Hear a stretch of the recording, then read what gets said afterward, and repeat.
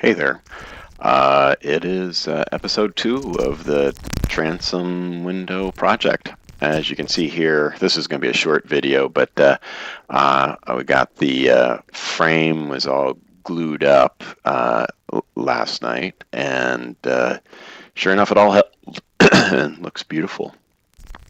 Uh, so I was a little frustrated. The mitered edges, the angled edges, there's still some gappiness there. But the window turned out to be just fine, a little glued to the tablecloth there. But I mean, it actually holds in the frame. It was so tightly done. So that was very nice. As you can see, very beautiful. And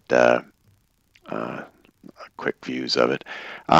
So the frame, which is made out of that beautiful yellow cedar, is, on close inspection, was pretty rough.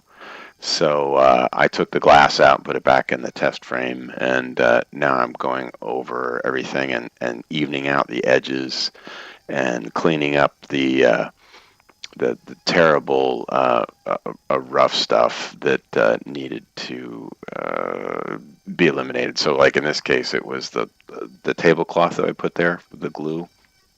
So there's little chunks of plastic that got removed. Saw lines where I didn't push the wood through consistently, and so a bit of the paint from the saw blade would be there. The clamps themselves, because it's such a soft wood, the clamps left some divots. And I was happy to see those go away pretty easily, but it took a lot longer time than I imagined to get everything all cleaned up.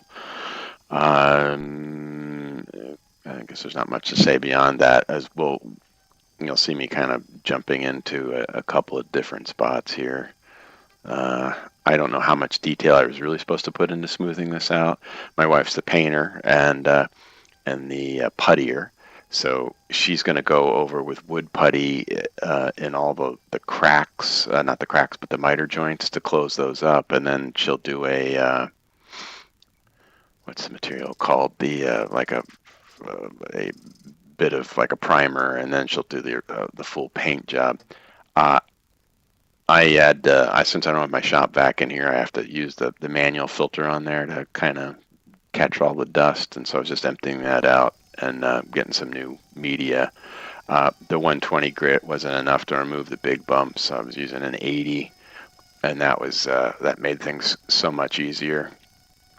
Plus, the 80 leaves a kind of a nice, granularness that the primer seems to hold on to that a little bit nicer.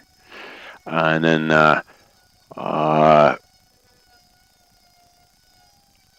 finally, what I'm doing after I get everything all flattened out is I need the channel where I'd passed through stuff. It had some ridges, which is not a big deal because, I mean, the glass doesn't care about ridges, but there was a kind of like feathery media kind of sticking up where the blade I didn't set it up just right to do a clean pass, or the height wasn't right, or the wood flexed when I was pushing it.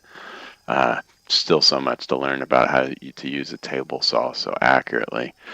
Anyway, I needed to clean all that out after I finished the sanding. So my next step was to use a chisel, which I thought was the best route to go because I couldn't quite get the edge of the sander in there, and I didn't know how much I could push on the wood without it breaking. As light as it is, the cedar seems pretty strong.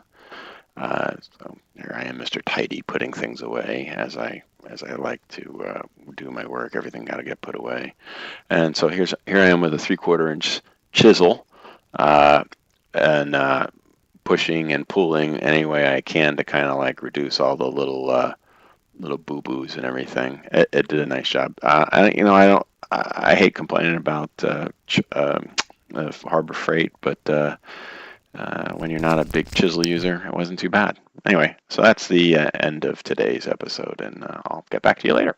Thank you.